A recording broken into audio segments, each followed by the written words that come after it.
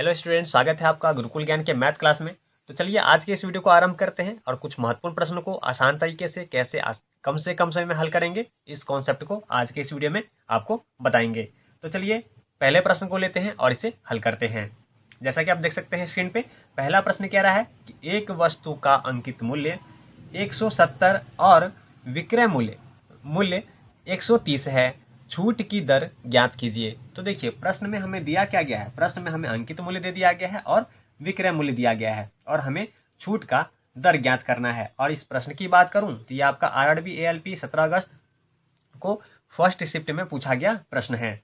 तो चलिए काफी इंपॉर्टेंट प्रश्न है और इसे देखते हैं कि कैसे आप आसानी तरीके से इसे हल करेंगे। देखिए सबसे पहले तो आप ध्यान दीजिए कि प्रश्न में अंकित मूल्य कितना है। अंकित मूल्य देखेंगे, अंकित मूल्य आपका कितना है 170 दिया गया है। वहीं अगर हम बात करें विक्रय मूल्य की, तो विक्रय मूल्य जो आपका है क्या, विक्रय मूल्य की अगर हम बात करें तो विक्रय मूल्य दिया गया है 130। कितना दिया गया है 130 दिया गया है। अंकित मूल्य 170 है और विक्रय मूल्य 130 है। अगर हम इसे माइनस करेंगे तो हमें क्या प्राप्त हो जाएगा, हमें छूट, कितना छूट दिया गया है यह पता चल जाएगा। अगर हम माइनस करते हैं तो यहाँ बचेगा क्या 40, यानी कि 40 दिया गया है, ये 40 जो बचा ये क्या है 40 रुपए की छूट है। यानी कि अंकित मूल्य जो 170 था उसमें 40 रुपए की छूट दी गई और उस वस्तु को कितने में बेच दिया गया 130 रुपए में। ठीक है, तो हमें छूट मालूम चल गया, विक्रय मूल्य मालूम चल गया और क्रय मूल्य पता चल गया। तो चलिए अब इसे आगे हल करते हैं। 40 रुपए का छूट है, कितना का छूट है 40 का छूट है, कितने पे, अंकित मूल्य पे छूट है ना, तो अंकित मूल्य कितना है 170 पे कितना 40 का छूट है। पता क्या करना है छूट का दर, तो क्या करेंगे 100 से गुना कर देंगे। अब इसे हल कर लीजिए, इसे अगर हल करेंगे तो 0 से आपका 0 चला गया तो क्या बचेगा, अगर हम इसे आगे देखें तो क्या बचेगा आपके सामने 400 बट्टे में क्या बचेगा 17। अगर हम इसे हल करेंगे तो हमारे पास आएगा 23.53%। ये क्या हो गया, ये वह दर है, यह वह दर है जिसपे 40 रुपए का उसे छूट प्राप्त हुआ है, यानी कि 23.53% छूट की दर है। तो इस तरीके से आप इस प्रकार के प्रश्नों को आसानी से हल कर सकते हैं और ये हमारे इस प्रश्न का आंसर हो गया। तो उम्मीद है आप इसे समझ गए होंगे। तो चलिए अगले प्रश्न को लेते हैं और उसे हल करते हैं। अगला प्रश्न कह रहा है कि एक दुकानदार एक वस्तु पर 15%, 30% और 4% की 3 क्रमागत छूटें देता है। यदि वह वस्तु का अंकित मूल्य रुपया 1950 है तो उसका विक्रय मूल्य क्या होगा। यानी कि किसी वस्तु का जो अंकित मूल्य है वह 1950 है और उस पर 3 छूट 15%, 30% और 4% की क्रमागत छूटें दी जा रही हैं। इसके बाद उस वस्तु का मूल्य क्या रह जाएगा, विक्रय मूल्य क्या रह जाएगा, यह हमसे प्रश्न पूछ रहा है। तो चलिए इसे हल करते हैं, देखते हैं कैसे आसानी से इस तरह के प्रश्नों को आप हल करेंगे। सबसे पहले दिया क्या गया है, आपको अंकित मूल्य दिया गया है, वह कितना है 1950 क्या है अंकित मूल्य है। ठीक है, चलिए इसे थोड़ा नीचे लिखते हैं ताकि प्रश्न आपका सही से दिखाई दे। देखिए 1950 कितना, 1950 क्या है वस्तु का अंकित मूल्य है।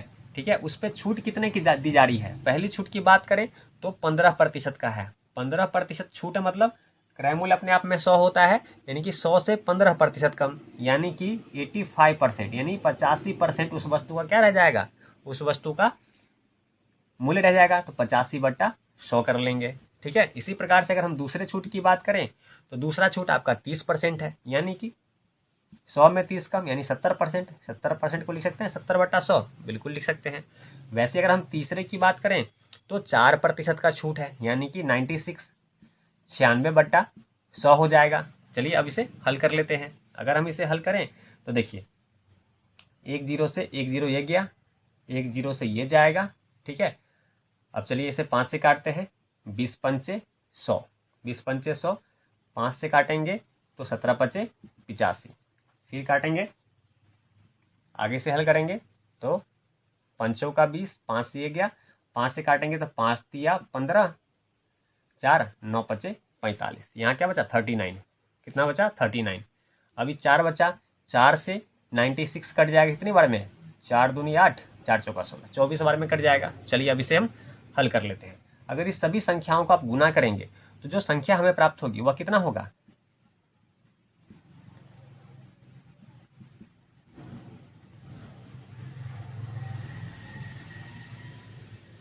1,11,000 आपको ये संख्याएं प्राप्त हो जाएंगी। 1,11,384 बट्टे में क्या जाएगा, बट्टे में क्या बचा है 100, बट्टे में क्या बचा है 100। अगर आप इसे हल करेंगे 100 से भाग देंगे तो क्या जाएगा 1113.84, क्या जाएगा 84। ये क्या हो जाएगा, उस वस्तु का क्या रह जाएगा, मूल्य रह जाएगा। विक्रय मूल्य कितना रह जाएगा 1113.84 रुपये, और यही क्या होगा, हमारे इस प्रश्न का आंसर हो जाएगा। तो इस तरह के प्रश्नों को आप इस प्रकार से आसानी से हल कर सकते हैं। जब भी आपको इस तरह से क्रमागत छूटे दी जाए आप इसी तरीके से प्रश्नों को हल करेंगे। तो उम्मीद है आप इसे समझ गए होंगे और इस तरह के प्रश्न एग्जाम में पूछे जाएंगे तो आप आसानी से उसे हल कर लेंगे। चलिए वीडियो में आगे बढ़ते हैं। उससे पहले अगर चैनल पर नए हैं तो चैनल को सब्सक्राइब अवश्य कीजिएगा, वीडियो पसंद आए तो वीडियो को लाइक कीजिएगा, साथ में बने बेल नोटिफिकेशन को ऑन कीजिएगा ताकि ऐसे महत्वपूर्ण प्रश्न का वीडियो मैं जब भी अपलोड करूं उसका नोटिफिकेशन आपको मिल सके। तो चलिए वीडियो में आगे बढ़ते हैं, लेते हैं अगले प्रश्न को। अगला प्रश्न कह रहा है कि एक गांव की जनसंख्या में पहले वर्ष में 12.1/2% की वृद्धि होती है और दूसरे वर्ष में 8% की कमी होती है। यदि गांव की वर्तमान जनसंख्या 32,000 है तो 2 वर्ष बाद की जनसंख्या कितनी होगी। तो देखिए प्रश्न में हमें दिया क्या गया है, एक गांव की जनसंख्या में पहले वर्ष में 12.1/2% की क्या होती है, वृद्धि होती है। कितना, ध्यान दीजिएगा, क्या होता है, वृद्धि होता है। क्या होगा, वृद्धि होता है कितने का, 12.1/2। 12.1/2 मतलब क्या हुआ, 12 दूनी 24, 1 25, 25/2।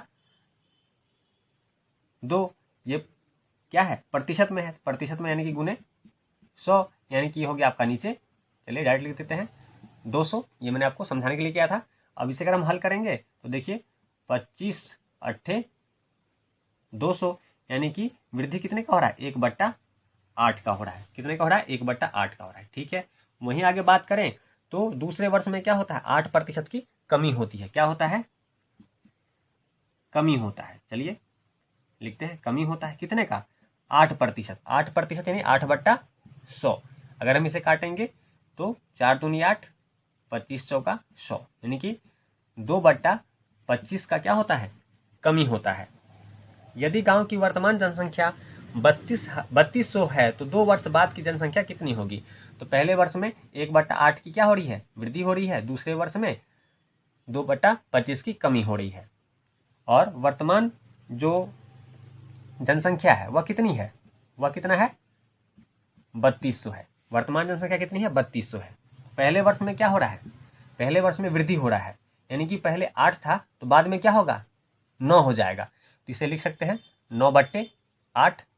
वहीं अगर दूसरे में क्या हो रहा है, कमी हो रहा है, तो नीचे वाले में से 2 क्या होगा, माइनस होगा। माइनस होगा तो क्या बचेगा, ऊपर 23, नीचे जो है 25, वही लिखाएगा। ये आपको पता ही होगा। चलिए अब इसे सिंपल हल कर लेते हैं। अगर हम इसे हल करें तो देखिए 25 से आपका 3200 कट जाएगा, कितनी बार में, 25 से काटेंगे तो आपका ये कट जाएगा। चलिए पहले इसे हम, ये तो 25 है ही आपका, 8 से काटेंगे तो 8 चौक 32, सिंपल इसे काट लेते हैं। 8 चौक 32, 400 बार में कट गया। 25 से काटेंगे तो आपका ये कितने बार में, 16 बार में कट जाएगा। चलिए ठीक है, अब इसे कैलकुलेशन को हल कर लेते हैं। 16 गुने 9 गुने 23, इस सबको गुना करेंगे जो संख्या हमें प्राप्त होगी क्या होगा, 3312। ये क्या होगा, 2 वर्ष उस गांव की जनसंख्या होगी और हमारे प्रश्न का आंसर होगा। तो हमसे पूछ क्या रहा था, 2 वर्ष बाद की जनसंख्या। 2 वर्ष बाद की जनसंख्या कितना होगा, 3312। ये क्या होगा, हमारे इस प्रश्न का आंसर हो जाएगा। तो चलिए अगले प्रश्न की ओर चलते हैं और उसे हल करते हैं। जितने भी प्रश्न मैं करा रहा हूँ सभी प्रश्न आपके इंपॉर्टेंट है। आप चाहे किसी भी कंपटीशन एग्जाम की तैयारी कर रहे हो, इस तरह के प्रश्न आपको एग्जाम में देखने को अवश्य मिलेगा। इसलिए ध्यान से एक एक प्रश्न को देखिए और जितने भी प्रश्न मैं करा रहा हूँ उन सभी प्रश्नों को कॉपी में लिखिए और उसे बिना वीडियो की सहायता से हल करने का प्रयास कीजिए ताकि आपकी समझ और गहरी